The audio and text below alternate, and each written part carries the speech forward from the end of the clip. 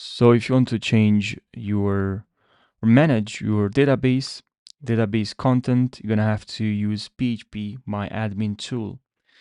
And to access on your web, what you need to do here is just click on home here on Hostinger, and then please click on manage here.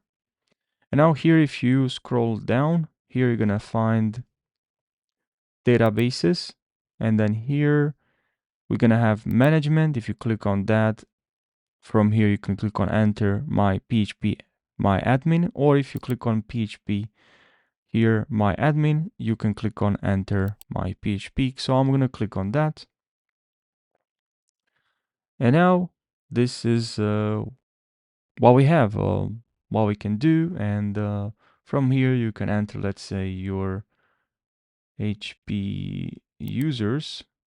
You can check your users. You can see here your pass, your login,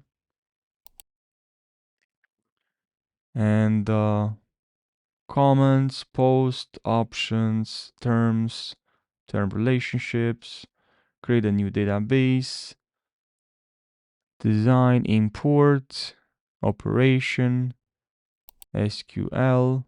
So yeah, I hope you found this video helpful. If you have more questions, leave your questions down below. Thanks for watching and take care.